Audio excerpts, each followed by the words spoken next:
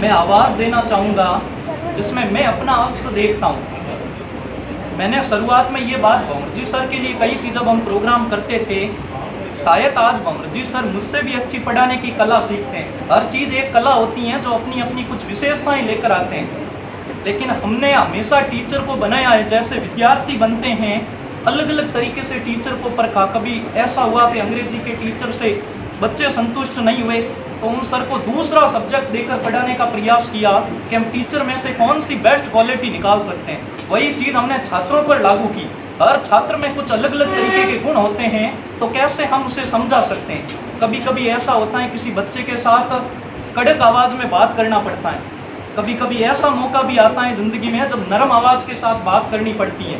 ठीक है, तो मैं कोचिंग के अगले प्रोग्राम की अगली कड़ी के लिए चंद शायरी के साथ आवाज़ देना चाहूँगा। एक कवि लिखता है वर्तमान की व्यवस्था के बारे में कि सच का अगर खुला बकान होगा तो जिंदा कहाँ मेरा खानदान होगा। बोलो वाह वाह। कि सच का अगर खुला बकान होगा तो जिंदा कहाँ मेरा खानदान होगा। आज के समय में अगर कोई व्यक्ति सच बोलेगा तो हो सकता है उसके ऊपर कुछ भी हमला या आक्रमण न किया जाए, सीधे उसके परिवार का डर उसे दिखाया जाएगा। तो इसीलिए कवि लिखता है कि सच का अगर खुला बकान होगा तो जिंदा कहाँ मेरा खानदान होगा। कलम नहीं चलेगी अब कागजों पर, चाकू की नोक पर इम्तिहान होगा। गरीब की अगर मुझे पहचान नहीं, गरीब की अगर मुझे पहचान नहीं तो सुन, बिछाई धरती और ओढ़ा आसमान होगा। मंदिर उठकर चला गया रातों रात, मंदिर उठकर चला गया रातों रात। पत्थर का नहीं सोने का भगवान होगा। और आज के राम ने दिया अपने बाप को वनवास। आज वर्तमान में जोधपुर चले जाते हैं, वृद्धा आश्रम भरे हुए पड़े। अगर हम पढ़ लिख कर अपने माता पिता का सम्मान नहीं कर सकते, घर में जो बुजुर्ग दादा हैं उन्होंने कुछ कह दिया, जैसे अपने ग्रामीण क्षेत्र में परिवेश थोड़ी सी ये समस्या आती है कि लोग शर्म करते हैं अपने बुजुर्गों से शर्म करते हैं। अगर दादा की धोती गड़बड़ है, दादी के कपड़े थोड़े से मैले हैं, या अपने माता जी हैं जो पढ़े लिखे नहीं हैं, तो उनसे बात करने में शर्माते हैं। अरे जब आप बिल्कुल गंदी अवस्था में अपने बिस्तर से उठ नहीं पाते थे, उस समय उन्होंने आपकी देखभाल की। जब 60 से ऊपर होने के बाद कहते हैं 8 और 60 दोनों की बुद्धि एक समान होती है। जैसे 8 साल का बच्चा जिद करता है, वैसे ही 60 साल के जो माता पिता होते हैं उन्हें बच्चों की तरह रखना पड़ता है। जैसे बच्चा कोई जिद कर ले, माता पिता उस जिद को स्वीकार करते हैं, वैसे ही अगर 60 के ऊपर अगर माता पिता हो जाए, दादा दादी हो जाए, वो जो भी कहे उस चीज़ को स्वीकार कर लो। उन्होंने कहा आज कोचिंग नहीं जाना है, आज स्कूल नहीं जाना है, मत जाओ, कुछ भी नहीं हो जाएगा दुनिया में। उन्होंने कहा बाहर नहीं जाना है, मत जाओ, क्योंकि ये एक तरीके की असल रकम है। जब तक है, अगर अपने हाथ में अंगूठी है, जब तक है उसकी कीमत समझ में नहीं आएगी।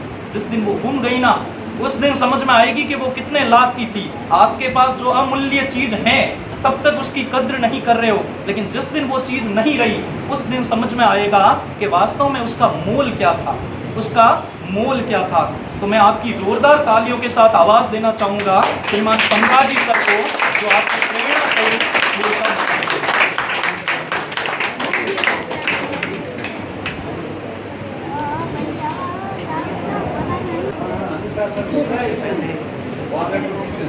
सरस्वती के चरणों में सख्त नमन। इस के माध्यम से सबसे पहले मेरे साथी व मेरे लिए प्रेरणा के स्रोत अरविंद जी सर को इस पूरी सरस्वती कोचिंग की तरफ से जन्मदिन की हार्दिक शुभकामनाएं व बधाइयाँ देता हूँ।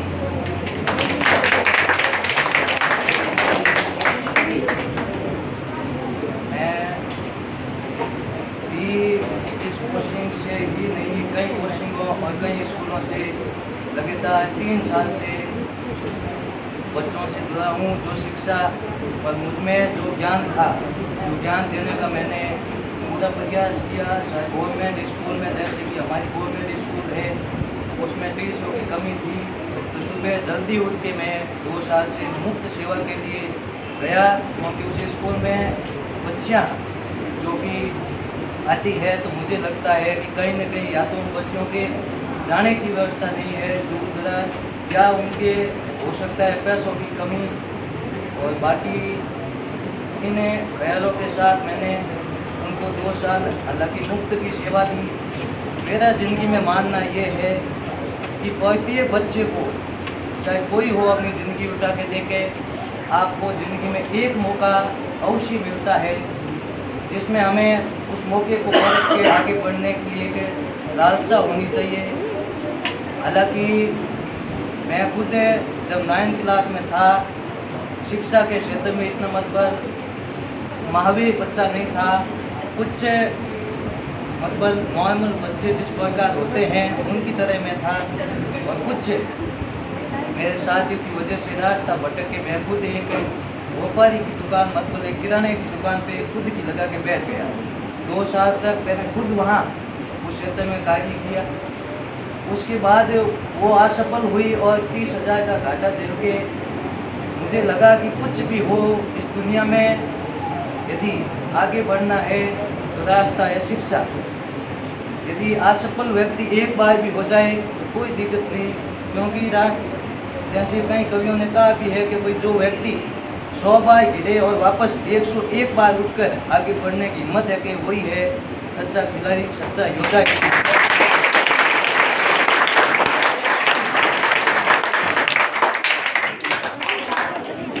इसके बाद जब मैं आगे की शिक्षा के लिए पुनियों की पीयू स्कूल में गया और गांधी जयंती का दिन था, वो मेरे लिए एक मतलब जीवन परिवर्तन का दिन था। उस समय साइंस में हम मात्र 7 बच्चे थे और आज में लगभग 80 बच्चे थे। तो गुरुजनों ने मतलब एक शर्त रखी कि भाई साइंस के बच्चे मतलब कार्यक्रम में इतने एक्टिव हम नहीं थे, ना भागीदारी लेते थे।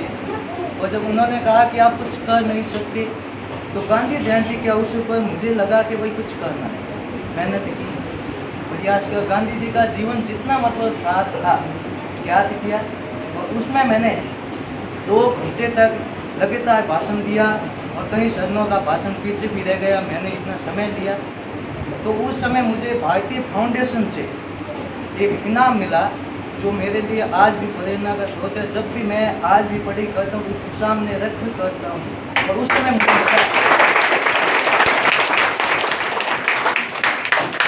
लगा कि प्रतिभाशाली मैं कुछ हूँ, कुछ में वो बातें हैं जो आगे बढ़ने के लिए मुझे कहीं मुकाम पर ले जा सकती है। अभी भी मात्र 20 साल की एज में यदि मैं कहीं तरह की संघर्ष करके आगे बढ़ा हूँ, मैंने मेरी जिंदगी संघर्ष कई कहानियों से मतलब कहते हैं कि जो शिक्षा के क्षेत्र में होते हैं वो उन बातों मतलब देख के कहानियाँ सीखते हैं। मैंने खुद मेरे जीवन में वो करके देखा कि भाई क्या कुछ मेरे अंदर वो सब चीज़ें है कि नहीं। तो मैंने जो हार्ड से हार्ड काम है वो काम किया। जैसे फर्नीचर जैसे कामों में मैं घुस गया, वहाँ मैंने कुछ समय मतलब 40 से 45 दिन में रहा और मुझे 50 से 60 हज़ार मतलब रुपये मैंने उस क्षेत्र से कमाए। तो मुझे यदि मैं चाहता तो उस क्षेत्र में खूब आमदनी कमा सकता था, पर मुझे वहाँ लगा कि वो जो साथी है और जो भी है इनके साथ बैठना या इनके साथ जो बातें हैं, मेन समस्या वो यहाँ हुई कि मुझे हमेशा जीवन एक अच्छे आदर और संस्कार के साथ जीना था, जो वहाँ रहकर हम शायद नहीं बात कर सकते। तो पैसों को मैंने कभी नहीं गिना। मैंने मेरे जीवन में ये सोचा कि यदि जिंदगी भगवान ने दी है तो उसे सम्मान से जिएंगे। तो मैंने शिक्षा के क्षेत्र को चुना और खुद मेहनत करके एक छोटी स्कूल में मात्र 2500 रुपये में गया।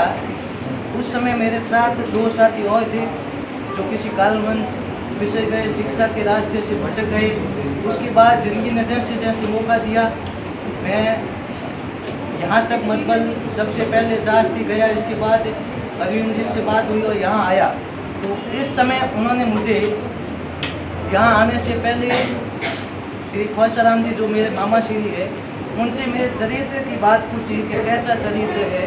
तो उस समय मुझे लगा कि यदि ये बंदा मेरे चरित्र को जान के मुझे यहाँ जगह दे रहा है तो मैं इस बंदे के साथ कहीं ना कहीं मतलब सही रास्ते जाऊँगा। तो मैंने उस ज़िंदगी से मतलब अपनी ज़िंदगी में एक ही बात होती है जो सबको आगे या पीछे ले जाती है, वो होती है संगति। मतलब ऐसे लोगों के साथ आप बैठे ऐसे लोगों के साथ अपना जुड़ाव रखें जो मतलब एक समाज के लिए या किसी भी क्षेत्र में एक महान हस्ती का कार्य करे या महान हो सके। उसके बाद जैसे कोरोना काल में मैंने खुद ने अपनी कोचिंग शुरू की। कुछ कारणवश हो सकता है वो मैं वहाँ पे मतलब या तो मेहनत में मेरी कमी थी या कोई अन्य कारण हो सकता है, इसी वजह से वो हालांकि बंद हो गई। फिर भी मैंने कहीं जीवन संघर्ष में मतलब कहीं जगह मुझे असफलता हाथ लगी और फिर भी हार जिंदगी में कभी नहीं मानी। तो मैं मेरी ज़िंदगी का मतलब आदर्श और मेरे खुद की उन्हें चीज़ों को मानता हूँ जहाँ मैं असफल हुआ फिर उठ के आगे बढ़ा। इन सब चीज़ों को मैं मानता देता हूँ। इन चीज़ों को देखकर मैं आगे बढ़ने की झलक लगता हूँ कि मैं कुछ तो हूँ और ज़िंदगी में आगे बढ़ूँगा। और सभी बच्चों में ये भावना यहाँ है।